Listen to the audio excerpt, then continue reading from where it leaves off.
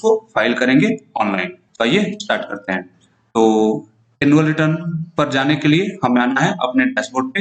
Dashboard से आप यहाँ से डायरेक्ट क्लिक करके एनुअल रिटर्न पे जा सकते हैं, या फिर सर्विसेज में आना है, सर्विसेज में रिटर्न्स में एनुअल रिटर्न, इसको क्लिक करके आप एनुअल रिटर्न के पेज पे जा सकते हैं। आइए मैं क्लिक करता हूँ एनुअल रिटर्न। तो देखिएगा हम आ गए हैं हमारे फाइल एनुअल रिटर्न्स पेज पे।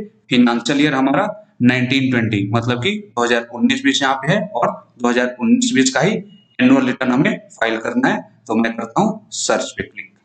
देखिए क्लिक करने के बाद हमारे पास अपना फॉर्म आ गया है GSTR 4, जो कि हमारा एनुअल रिटर्न है फिनेंशियल ईयर 1920 से कंपोजिशन वालों के लिए। अब ध्यान दीजिएगा, एनुअल रिटर्न को दो तरीके से फाइल किया जा सकता है, एक तो ऑनलाइन मोड और दूसरा ऑफलाइन मोड। ठीक है, ऑनलाइन मोड में यानी कि प्रिपेयर ऑनलाइन क्लिक करने पर हमें क्या करना होगा, जो भी डाटा है ऑनलाइन ही हमें यहाँ फीड करना है, मतलब कि डालना है, फिल करना है। ऑफलाइन मोड में हमारे पास एक एक्सेल यूटिलिटी है, मतलब कि एक्सेल सीट है, उसमें डाटा को सारा फिल करना है, फीड करना है, और उसके बाद हमें उसका जेसन फाइल बनाना है और वो हमें अपलोड कर देना है। ठीक है, तो आज की इस वीडियो में हम देखेंगे कि ऑनलाइन मोड से कैसे हम अपना एनुअल रिटर्न फाइल करेंगे। तो आइए मैं करता हूँ प्रिपेयर ऑनलाइन पे क्लिक। देखिए क्लिक करने के बाद हमारे पास हमारा जो एनुअल रिटर्न है GSTR 4 वो ओपन हो गया है। ठीक है, आपके पास ये शो नहीं करेगा क्योंकि मैंने इसको पहले से फीड करके रखा है, डाटा को फीड कर दिया है, फिल कर दिया है, इसी कारण से ऐसा आ रहा है। तो सबसे पहले आके आपको क्या करना है, ये पॉइंट नंबर 3 में aggregate turnover of previous financial year, मतलब कि पिछले फिनेंशियल ईयर का एग्रीगेट टर्नओवर, मतलब कि जो टोटल सेल है वो डालना है। ठीक है, तो यहाँ पे आपको डाल के सेव पे क्लिक कर देना है। मैंने पहले ही क्लिक कर दिया है और मेरा ये डाटा सेव हो गया है। ठीक है, उसके बाद यहाँ पे देखिएगा आपको क्या करना है। अब दो बातें ध्यान दीजिएगा, आप नील GSTR 4 भी फाइल कर सकते हैं। इससे पहले एक बात और जान लीजिए कि फिनेंशियल ईयर 1920 का GSTR 4 फाइल करना मैंडेटरी है। अगर आपका ₹1 का भी ट्रांजेक्शन नहीं था, मतलब कि सेल नहीं था, फिर भी आपको नील GSTR 4 फाइल करना है। अगर ट्रांजेक्शन है मतलब कि सेल है, तो फिर आपको पूरा डाटा आपका डालना है। ठीक है, कहाँ डालना है वो हम आगे देखेंगे। अब यहाँ एक और चीज यहाँ देखेंगे कि यहाँ मुझे टिक करने का ऑप्शन नहीं दे रहा है नील GSTR 4 फाइल करने के लिए। ऐसा इसलिए है क्योंकि मैंने अपने इस फिनेंशियल ईयर के चारों क्वार्टर का CMP 08 फाइल किया है और उसमें सेल दिखाया है। जाहिर सी बात है, मैंने सेल दिखाया है इसलिए ये ऑप्शन नहीं आ रहा है। अगर आपने अपने चारों क्वार्टर का मतलब कि फिनेंशियल ईयर 1920 के चारों क्वार्टर का CMP 08 फाइल किया है और सबको नील फाइल किया है, मतलब कि 00 डाल के, तो फिर यहाँ पे आपको ऑप्शन आएगा टिक करने का, और टिक करने के बाद आप अपना नील GSTR 4 फाइल कर सकते हैं। ठीक है, मेरे केस में सेल है, तो आइए अब देखते हैं क्या करना है। पहला काम था इसको सेव कर लेना। उसके बाद हमारे पास देखिएगा यहाँ पे टेबल्स हैं। कितने टेबल्स हैं? 7 टेबल्स हैं, 4A 4B 4C 4D 5 6 7। ये 7 टेबल में हमें डाटा डालना है। एक्चुअली सातों में नहीं डालना है, आइए पहले इसको एक बार देख लेते हैं। टेबल जो अपना 4A है, इसमें हमें जो भी हम किसी भी रजिस्टर्ड पर्सन से परचेज कर रहे हैं बिना RCM वाला, उसका डाटा डालना है। 4B में किसी भी रजिस्टर्ड पर्सन से हम जो RCM वाला मतलब कि रिवर्स चार्ज वाला परचेज कर रहे हैं उसको डालना है। 4C में किसी भी अनरजिस्टर्ड पर्सन से हम जो भी परचेज कर रहे हैं, चाहे वो RCM वाला हो या फिर बिना RCM वाला हो, वो डालना है। 4D में इंपोर्ट ऑफ सर्विस, अगर आप किसी भी सर्विस का मतलब कि सेवा का इंपोर्ट यानी कि आयात कर रहे हैं, उसको यहाँ पे डालना है। समरी ऑफ CMP 08, ये ऑटो पॉपुलेटेड टेबल है। जो भी हमने CMP 08 फाइल किया है चारों क्वार्टर का, उसका डाटा यहाँ पे ऑटो पॉपुलेट हो जाएगा। जो टेबल 6 है, यह है tax rate wise inward and outward supply. ठीक है, तो यहाँ इनवर्ड का मतलब पूरा इनवर्ड सप्लाई नहीं है। इनवर्ड का मतलब है जिस इनवर्ड सप्लाई पे RCM लग रहा है वो वाला इनवर्ड सप्लाई, और आउटवर्ड सप्लाई मतलब कि हमारे जो सारे सेल्स का डेटा है वो हमें यहाँ पे डालना है। कुछ डाटा इसमें खुद से ऑटो पॉपुलेट हो जाएगा टेबल 4B से, जो कि अपना रिवर्स चार्ज वाला परचेज है, और सेल का डाटा हमें रेट वाइज यहाँ पे डालना है। और 7वां टेबल है मतलब कि टेबल 7 TDS और TCS का क्रेडिट जो भी आपको रिसीव हुआ है वो भी ऑटो पॉपुलेट हुआ। तो फिर चलिए हम शुरू करते हैं हमारे पहले टेबल नंबर 4A से। 4A को मैंने सिलेक्ट किया, देखिएगा हमारे पास ये टेबल अपीयर हो गया है। मैंने पहले से ही डाटा फीड कर लिया है, क्योंकि अगर अभी मैं लाइव वीडियो में आपको फीड करके दिखाऊं तो वीडियो बहुत बड़ा हो जाएगा और क्लियर भी नहीं होगा। ठीक है, तो अब आपको करना क्या है, देखिए जो भी यहाँ पे डाटा डालना है एक बार ध्यान से सुनिएगा, वो डालना है आपको जीएसटी वाइज, मतलब कि सप्लायर वाइज। एक सप्लायर से पूरे एक साल में आपने एक रेट वाला कितना आइटम खरीदा है वो डालना है। और ये कहना उचित नहीं होगा, ये सुनिएगा फिर से, एक सप्लायर से पूरे एक साल में, मतलब कि फिनेंशियल ईयर 2019-20 में आपने अलग अलग रेट वाले कितने वैल्यू का, कितने अमाउंट का माल खरीदा है, यानी कि परचेज किया है, वो आपको डालना है। एक बार और सुनिए, मान लीजिए कि आपके 10 सप्लायर हैं और 10 सप्लायर से आपने माल खरीदा है, तो बस आपको 10 एंट्री करना है। ऐसा नहीं है कि एक सप्लायर से आपने 5%, 12%, 18% वाला माल खरीदा है तो उसका 3 एंट्री करना है, ऐसा बिल्कुल नहीं है। एक ही एंट्री में 5%, 12% और 18% तीनों रेट वाले जो टैक्सेबल अमाउंट है पूरे साल के, उसको डाल देना है। कैसे डालना है अब एक बार ध्यान दीजिएगा, मैं आपको एक यहाँ पे करके दिखाता हूँ। और करके दिखाने के लिए एक काम करते हैं कि एक एंट्री हम यहाँ से डिलीट करते हैं, श्री श्री ट्रेडर्स वाला। ठीक है, एक मैंने श्री श्री ट्रेडर्स का डिलीट किया है और आइए इसको फिर से एंट्री करते हैं।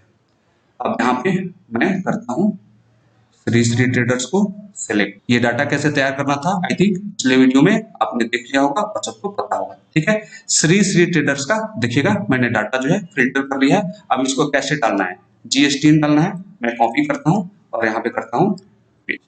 ठीक है, ट्रेड नेम या फिर लीगल नेम इसने खुद से ले लिया, प्लेस ऑफ सप्लाई भी खुद से ले लिया। अब यहाँ पे आपको ये करना है, ऐड डिटेल्स में प्लस, प्लस दबाने के बाद टैक्सेबल वैल्यू। आइए ऊपर देखते हैं, अपना 0% रेट वाला है 227.48, 227.48 मैंने डाला और रेट डाल रहा हूँ 0%। ठीक है, अब इसके बाद क्या करना है, क्योंकि यहाँ देखिएगा इसमें, अब यहाँ देखिएगा हमने 12% वाला भी माल खरीदा है श्री श्री ट्रेडर से और 18% वाला भी बहुत ज्यादा माल खरीदा है, मतलब कि परचेज किया है श्री श्री ट्रेडर से। तो करना क्या है, यहाँ प्लस दबाना है। ठीक है, पहले हमने यहाँ पे प्लस दबाया था, ये आ गया था, और यहाँ पे प्लस दबाना है और फिर से सीरियल नंबर 2 में अब हम 12% वाला डालते हैं कि अपना टैक्सेबल अमाउंट है 308.04, 308.04 और रेट क्या है, रेट है अपना 12%। मैंने डाल दिया, देखिए 1848 और 1848 आ गया। अब यहाँ पे फिर से प्लस करना है क्योंकि 18% वाला भी हमारे पास परचेजेज है। अब इसको मैं जैसे हमने बताया था बिल्कुल सिंपल तरीके से पूरा सिलेक्ट करता हूँ, सबका सम टोटल यहाँ पे है 29661.97। चलिए मैं डाल देता हूँ 29661.97, यही था ना 29661.97 और अपना जो रेट है वो है 18%। ठीक है, पूरा डाटा यहाँ पे हो गया। अब इसको सेव कर लेना है। सेव करने के बाद जैसे बाकी सारे यहाँ पे आपको दिख रहे हैं वैसे ही वो भी दिखेगा। एक बार चेक करते हैं कहाँ दिख रहा है अपना श्री श्री, यहाँ 2 में आते हैं क्योंकि वक्त देखिए श्री श्री डेटर्स का जो अभी हमने सेव किया है अभी ये इन प्रोग्रेस ही है, अभी डाटा जो है प्रोसेस नहीं हुआ है, कोई इशू नहीं है, हमने जो डाला है क्लियर यहाँ पे आ गया। एक बार वेरीफाई कर लें कि टैक्सेबल वैल्यू 30197.49, इसका टोटल देखिएगा टैक्सेबल वैल्यू कितना आ रहा है, यहां से मैंने 30197.49 बिल्कुल सही है। अगर सीजीएसटी और एसजीएसटी की बात करें, इसको भी अगर सिलेक्ट करें पूरा तो ये सम टोटल दिखा देगा 2688.06, ये भी सही है, मतलब कि हमने बिल्कुल सही डाला। इसको बैक करते हैं, तो ऐसे ही करके मैंने सारा डाटा डाल दिया है टेबल 4A का। अब 2-3 बातें आप लोग ध्यान दीजिएगा कि मान लीजिए अगर आप किसी कंपोजिशन पर्सन से परचेज कर रहे हैं तो उसका डाटा किस टेबल में डालना है, तो उसका डाटा भी टेबल 4A में डालना है।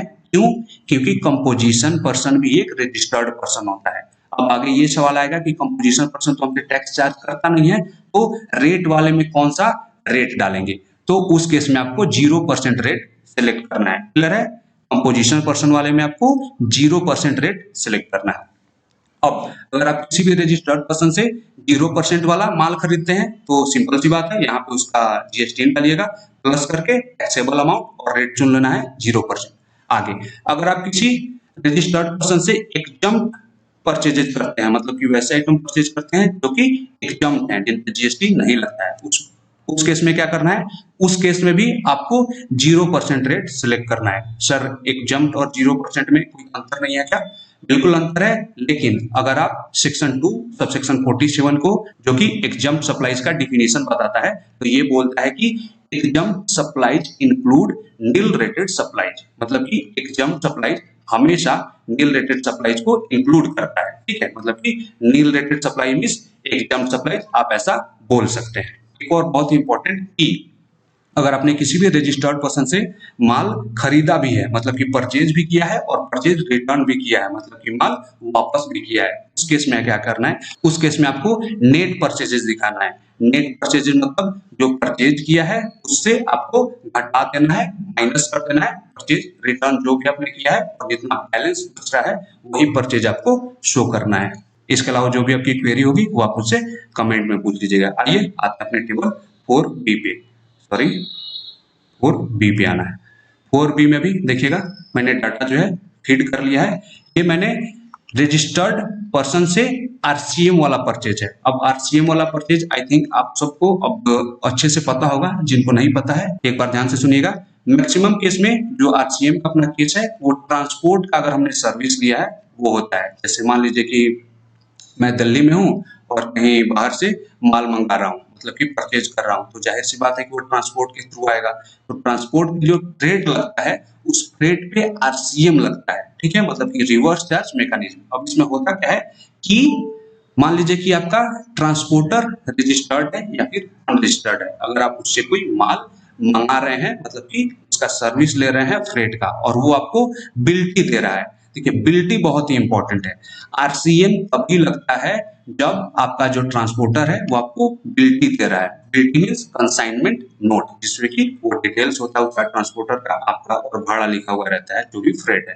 तो जिस केस में आपको बिल्टी मिलता है यानी कि कंसाइनमेंट नोट, उस केस में आरसीएम लगता है। लेकिन आरसीएम तभी लगता है जब एक बिल्टी का जो भाड़ा है या फिर फ्रेट है वो 750 रुपए से ज्यादा का हो। अगर 750 रुपए तक का भाड़ा है तो फिर आरसीएम नहीं लगता है, 750 रुपए से ज्यादा का भाड़ा मतलब कि फ्रेट है तो आरसीएम लगता है। आरसीएम कितना लगता है, जितना भी बिल्टी का जो आपका फ्रेट है भाड़ा है उसका 5% आपको देना होता है।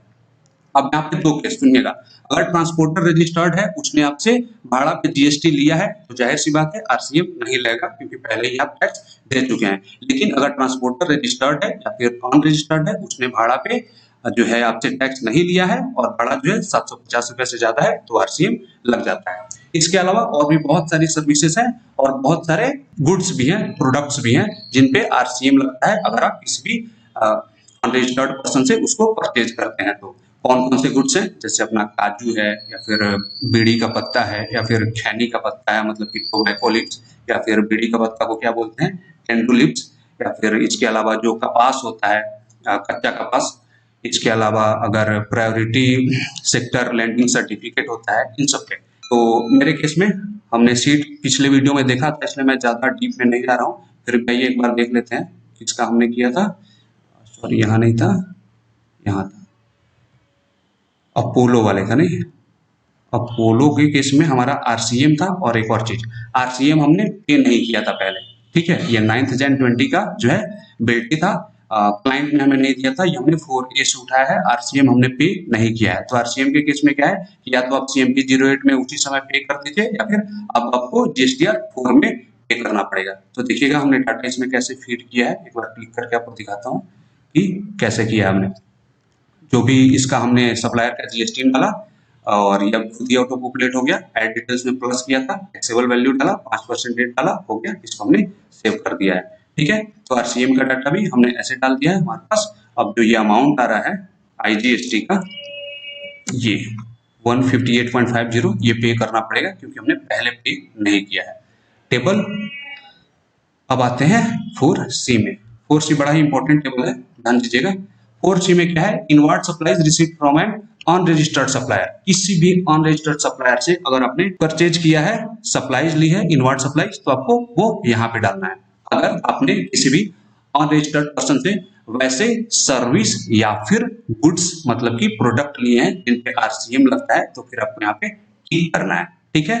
और अगर बिना आरसीएम वाला कोई भी परचेज किया है तो फिर ये टिक नहीं करना है। अब इसमें देखिए डालना क्या क्या है, जैसा यहाँ पे हमें दिख रहा है कि सप्लायर का पैन, डेट या फिर लीगल नेम, इस हिसाब से तो लग रहा है कि सप्लायर वाइज मतलब कि वेंडर वाइज डाटा यहाँ पे भी फिल करना है। जैसे ऊपर हमने डाला था ना सप्लायर वाइज जीएसटी वाइज, यहाँ पे भी हमें लग रहा है कि एक एक लोकल वेंडर का हमें जो है यहाँ पे डालना है टोटल अमाउंट करके।